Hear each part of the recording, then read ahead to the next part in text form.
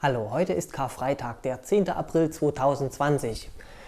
Geneigte ZuschauerInnen werden diese Perspektive hier bereits kennen. Oh ja, ich habe mal wieder mein Operationsbesteck gezückt und möchte heute wieder mal am Knetmodell herumoperieren.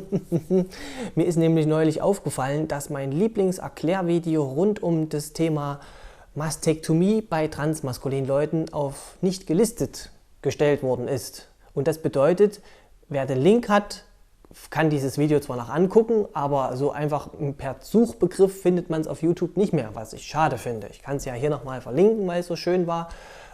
Aber ja, schade, weil das war so schön erklärt und so anschaulich und mit Zeichnungen und allem. Da bin ich ja immer ein Fan, aber na gut, kann man nichts machen.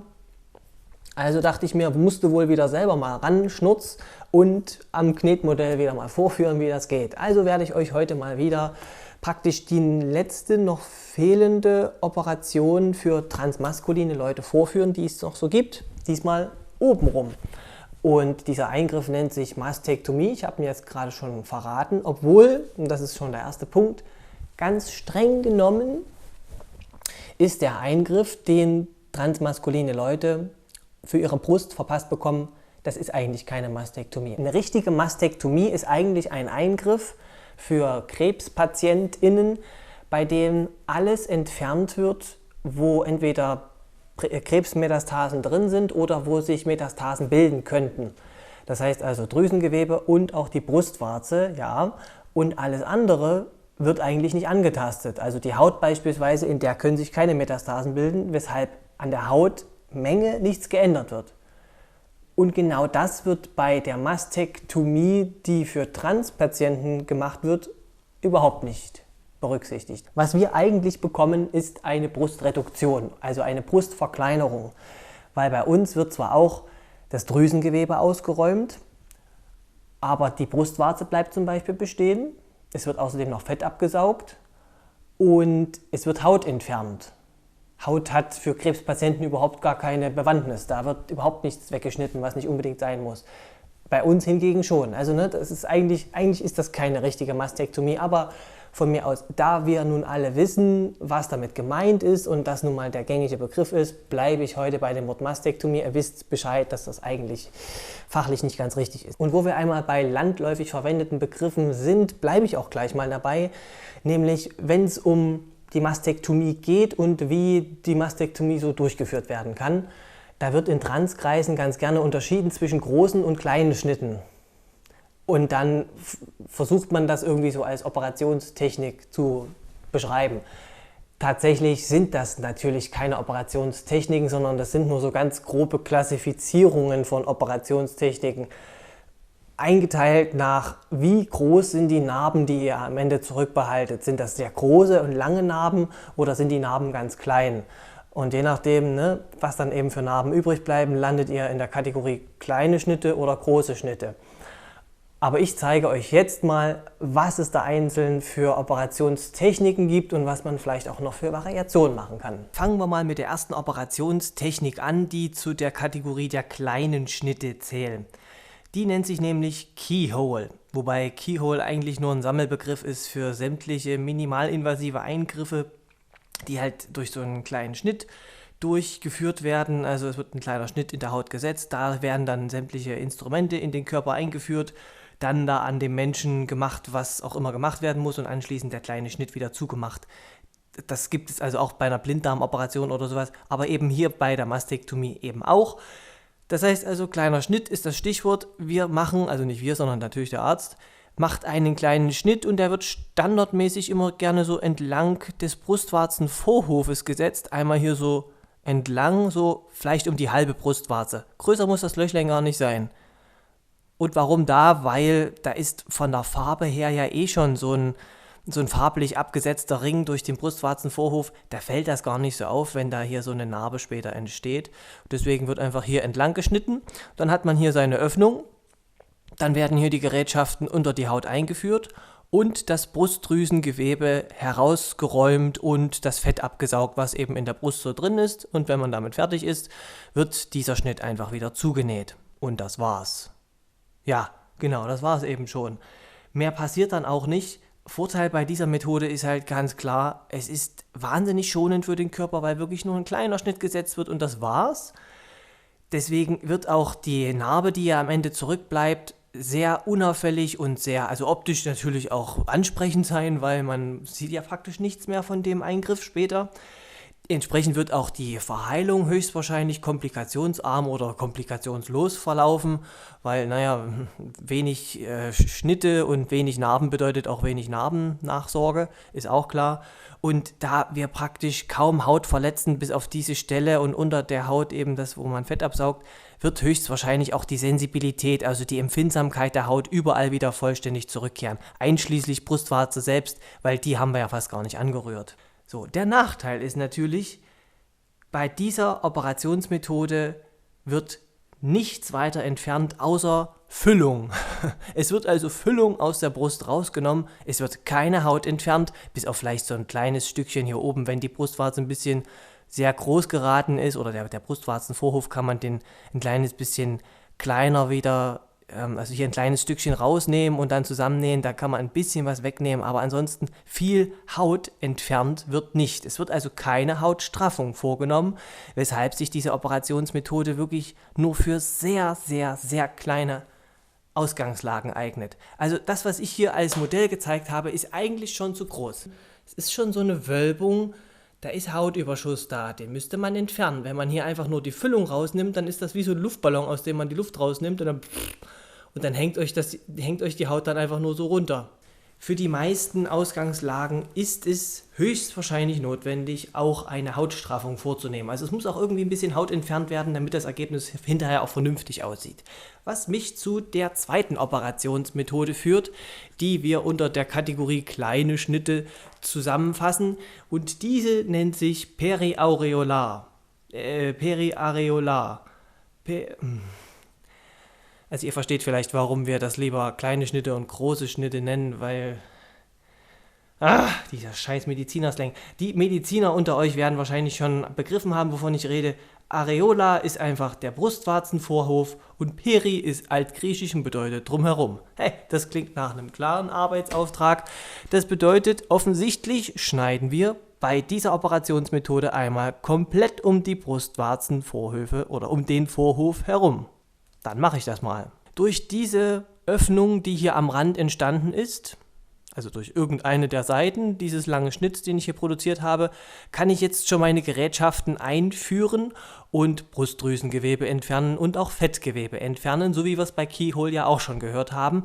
Aber wir haben jetzt einmal drumherum unseren Schnitt gesetzt und wenn wir das einmal gemacht haben, dann können wir diesen Schnitt auch gleich hernehmen, um ein bisschen Haut zu entfernen. Was nämlich jetzt gemacht wird, ist, es wird nochmal ein zweiter Schnitt gesetzt um die Brustwarze drumherum, aber weiter außen. Nämlich in etwa, ich versuche es jetzt mal so Pi mal Daumen irgendwie so halbwegs in einem realistischen Abstand zu machen. Das ist der zweite Schnitt. Und dieser Hautring, der hier dazwischen zwischen Brustwarze und dem Rest der Brust liegt, der kann jetzt entfernt werden. Tja, beiseite damit. Jetzt ist die Brustwarze hier frei beweglich, aber wir lassen sie einfach schön so in der Mitte und dann beim Zusammennähen wird hier, achso, ich muss vielleicht noch die Füllung rausnehmen, und dann beim Zusammennähen wird hier so ein Faden einmal entlang des äußeren Wundnahtes durchgefädelt und das Ganze dann zusammengezogen. Wie bei so einem Kapuzenpullover. So in etwa wird das dann alles schön zusammengezogen. Und dann wird auch hier der Wundrand oder die Narbe, die wir hier noch haben, zusammengenäht. Und vielleicht, das habe ich jetzt gar nicht gezeigt, aber wenn man einmal um die Brustwarzen, um den Brustwarzenhof drumherum geschnitten hat und stellt fest, die Brustwarze ist von Natur aus ein bisschen groß, dann kann man auch hier noch ein Stück von allen Seiten wegschneiden, sodass man nicht nur eine Hautstraffung durchführt, sondern auch gleich noch eine Verkleinerung des Brustwarzenvorhofs mitmacht, praktisch in einem Abwasch. Und das wird dann schön angenäht und dann ist das Ergebnis fertig. Auch hier ist die Narbe, die am Ende zurückbleibt, nichts weiter als ein Ring entlang des Brustwarzenvorhofs. Diesmal einer, der komplett um den Vorhof drumherum geht und nicht nur so ein Stück weit wie bei Keyhole, aber auch hier, diese Narbe wird später mal nicht groß sichtbar sein. Und kleine Narben verheißen halt auch immer wenig Narbennachsorge, geringere Komplikationsraten bei der Verheilung. Also auch hier könnt ihr damit rechnen, dass ihr wahrscheinlich wenig Scherereien habt, was die Abheilung angeht. Die nächste Sache ist auch die Brustwarze, die war zwar zwischenzeitlich frei beweglich, aber sie wurde nie irgendwie weggenommen oder die Blutversorgung wurde auch nie abgetrennt. Das heißt, diese Brustwarze oder dieser Brustwarzenvorhof wurde gestielt verwendet. Und gestielt heißt halt wirklich, dass die Blutversorgung und alles, was eben so unten an der Brustwarze noch so dranhängt, dass das alles immer erhalten bleibt. Das heißt, bei dieser Operationsmethode kann man auch damit rechnen, dass die Brustwarze, der Nippel selbst erhalten bleibt und dass auch in dem Brustwarzenvorhof, dass da alles erhalten bleibt und auch Gefühl zurückbleibt und auch hier rundherum möglichst viel von der Haut wieder ganz normale Sensibilität zurückbekommt, wenn das ganze Ergebnis verheilt ist. Nachteil ist, hier konnte zwar eine Hautstraffung durchgeführt werden gleichzeitig in dem Operationsschritt, aber man kann nicht beliebig viel Haut entfernen. Also der Hautring, den ich gerade rausgeschnitten habe, der war mal, vielleicht so 2 Zentimeter in jede Richtung. Und ihr habt schon gesehen jetzt, dass ich die Haut hier in meinem Knetmodell ein bisschen zusammenziehen und zusammenstauchen musste, um diesen großen Ring hier außen an den kleinen Ring der Brustwarze hier innen festzunähen. Wenn man nämlich versucht, zu viel Haut mit dieser Operationsmethode zu entfernen, dann hat man am Ende so ein riesengroßes Loch erzeugt und in der Mitte so eine kleine Brustwarze und versucht das dann alles irgendwie so zusammenzunähen und zusammenzuzerren und dann kommt ein Ergebnis raus, was aussieht, wie bei diesem Schlafsack hier. Das dann so Falten in alle Richtungen, so sternförmig. Und das ist dann definitiv weder schön noch unauffällig. Und das führt mich zu unserer letzten Operationsmethode, die ich vorstellen möchte und die wir in Transkreisen landläufig zusammenfassen unter dem Sammelbegriff große Schnitte, obwohl das natürlich auch wieder stark vereinfacht ist. Die fachliche Bezeichnung dafür lautet Double Incision. Incision ist einfach ein Schnitt in einer Haut und Double, halt 2 Schnitte, ne? Ist irgendwie nachvollziehbar. Und bei dieser Operationsmethode kann jetzt wirklich deutlich mehr Haut entfernt werden als bei den beiden Operationsmethoden, die ich euch davor vorgestellt habe. Anfangen tun wir aber irgendwie wieder genauso wie bei der vorherigen Operationsmethode, nämlich wieder mal bei der Brustwarze. Wir schneiden nämlich einmal um die Brustwarze drum herum. Und jetzt schon mal der erste Unterschied zu der periareolaren Methode, die ich euch vorher vorgestellt habe. Bei der letzten Methode haben wir zwar die Brustwarze ausgeschnitten und sie dann so ein bisschen beiseite geschoben, aber ansonsten haben wir nichts mit der gemacht. Bei der Double Incision wird jetzt schon was gemacht und zwar die Brustwarze wird rausgenommen. Das heißt, alles, was hier so an Blutversorgung unter der Brustwarze drunter ist, wird durchgeschnitten und gekappt und der gesamte Brustwarzenvorhof samt Nippel wird rausgenommen und jetzt zwischengelagert. So, jetzt haben wir hier so ein Loch drin. Das sieht ja furchtbar aus. Das kann ja so nicht bleiben. Tut's auch nicht, weil dieses Loch bzw. die Haut, in der das Loch drin ist, wird gleich verschwinden. Jetzt können wir uns komplett darum kümmern, wie wir dieses Ergebnis schön flach bekommen. Flach bekommen heißt natürlich erstmal, muss jetzt hier durch dieses Loch wieder das Fett abgesaugt und Drüsengewebe ausgeräumt werden, wie natürlich bei jeder Mastektomie, das ist klar. Also tue ich das mal eben am Modell, warte. Und der Hautlappen, den wir jetzt entfernen, der hat immer so eine Spindelform. Der fängt jetzt beispielsweise hier an und geht einmal hier über dem Loch, was wir gerade hinterlassen haben, drüber hinweg und hier drüben wieder runter. Und der zweite Schnitt, der geht hier unter dem Loch entlang. Und dann entsteht hier so ein spindelförmiger Hautlappen. Und das ist das, was wir jetzt entfernen. So, und jetzt ist dieser ganze Hautüberschuss, der hier vorhin noch so, aussah wie eine Brust, also eine nicht cis-männliche Brust. Das kann man jetzt schön glatt ziehen, weil jetzt ist hier dieser Platz und die Haut kann schön zusammengezogen werden, von oben und von unten. Das sieht jetzt schon mal sehr schön und glatt aus. Und jetzt brauchen wir nur noch unsere Brustwarze wieder. Wo ist sie? Hier, komm her. Und die können wir jetzt völlig frei platzieren, weil die ist ja eh schon lose. nehmen wir uns also irgendwo so einen Fleck, der schön aussieht, beispielsweise hier. Und da wird jetzt nochmal ein kleines Loch hier hineingeschnitten, was so groß ist wie die Brustwarze oder der Brustwarzenvorhof, den wir gleich einsetzen werden. Natürlich kreisrund und nicht so eierförmig, wie das hier der Jan wieder ausgeschnitten hat. Und da kommt jetzt unsere Brustwarze hinein, zack, und dann wird die angenäht. Fertig. Und das ist dann das Ergebnis bei der Double Incision Methode. Vorteil ist halt, den spindelförmigen Hautlappen, den ich gerade rausgeschnitten habe, den kann ich je nachdem, wie meine Ausgangslage ist, größer oder flacher oder länger machen. Es kann auch sein, dass ich nicht für die linke und die rechte Brust zwei einzelne Schnitte mache, sondern dass die sich in der Mitte treffen und das praktisch so eine lange Linie ist. Ergebnis ist allerdings, das ist praktisch der Nachteil dieser Operationsmethode, man wird immer eine lange Narbe zurückbehalten. Egal wie lang die nun ist, ob die nun bis auf den Rücken geht oder ob die sich in der Mitte trifft, es wird auf jeden Fall eine irgendwie lange Narbe zurückbleiben und je nachdem, was du so für ein Narbenverheilungstyp ist, kann das auch sein, dass die später noch sehr auffällig zurückbleibt. Große Narben oder große Schnitte bedeuten auch immer etwas mehr Anstrengung bei der Verheilung, das ist also etwas belastender für den Körper und man muss sich auch mehr um die Narbennachsorge kümmern als bei den beiden vorherigen Operationstechniken, die ich euch gezeigt habe. Da kann also auch da ist eine größere Gefahr da, dass da Komplikationen bei der Heilung auftreten. Und was die Brustwarze oder den Brustwarzenvorhof angeht, den wir ja hier transplantiert haben, auch da kann es zu Komplikationen kommen, weil die Brustwarze ja zwischenzeitlich komplett von der Blutversorgung abgeschnitten ist, kann es eben sein, dass die, wenn die wieder angenäht wird, nicht mehr komplett mit Blut versorgt wird, also dass beispielsweise der Nippel abstirbt, das ist mir zum Beispiel bei meiner rechten Seite passiert, oder dass vielleicht auch hier die Blutversorgung an einigen Stellen abgeschnitten ist und dann Stücke von dem Brustwarzenvorhof absterben, oder dass die Sensibilität hier nicht mehr richtig zurückkehrt, dass zwar am Ende vielleicht noch alles da ist, aber wenn ihr drauf fasst, ihr merkt das nicht mehr.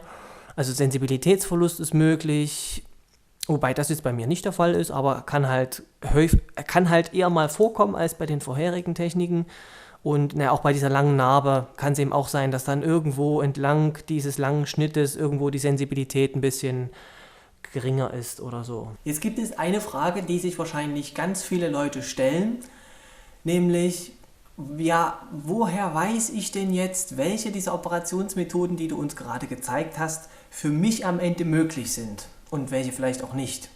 Da gibt es eindeutig zwei Antworten, und zwar eine kurze und eine lange. Die kurze Antwort lautet: Fragt eure Operateure. Die können euch am besten sagen, was möglich ist in ihren Augen oder was sie sich zutrauen oder wie sie euch empfehlen zu operieren. Das ist die kurze Antwort. Und die lange Antwort ist: Naja, so ein bisschen kann man so Pi mal Daumen schon mal so eine Tendenz erahnen, in welche Richtung es wahrscheinlich gehen wird. Ich habe es ja auch schon so ein bisschen angedeutet, dass die kleinen Schnitte, also die Operationsmethoden, die ich euch am Anfang gezeigt habe, dass die eher gedacht sind für kleinere Volumina. Aber das heißt nicht nur, weil ihr ein kleines Ausgangskörbchen habt, wie ein A oder ein B oder sowas, ein kleines B, dass ihr dann euch darauf verlassen könnt, dass ihr mit kleinen Schnitten davon kommt. Das ist eben auch nicht garantiert. Wichtig ist nicht nur das Körbchen, sondern eben auch so der Hautüberschuss einfach, also was an Haut insgesamt da ist. Wenn das jetzt eure Ausgangslage wäre, dann könnte man mit periareolarer Technik wunderbar arbeiten.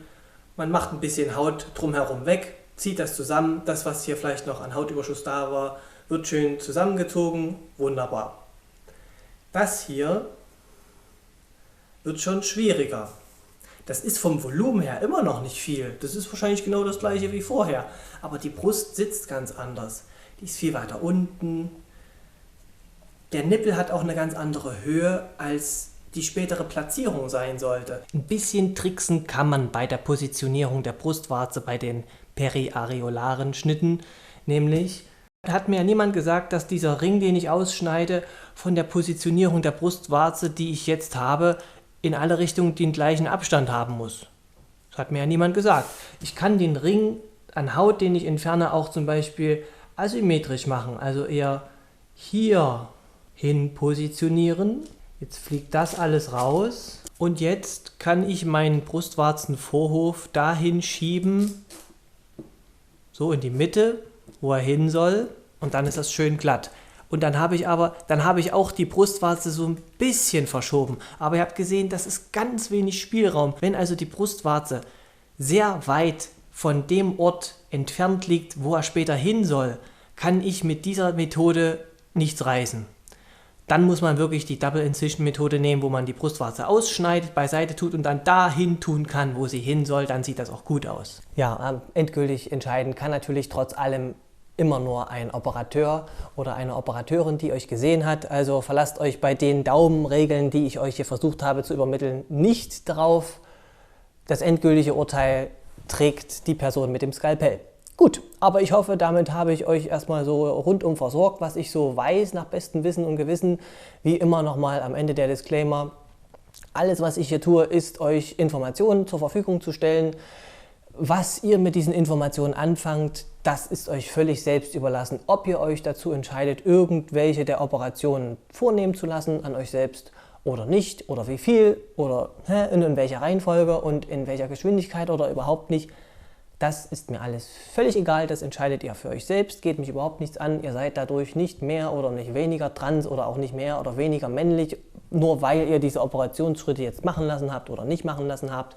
Wisst ihr Bescheid, habe ich jetzt auch nochmal gesagt. Und damit wünsche ich euch ein fröhliches Osterfest und bleibt gesund. Bis zum nächsten Mal, euer Katerschnurz.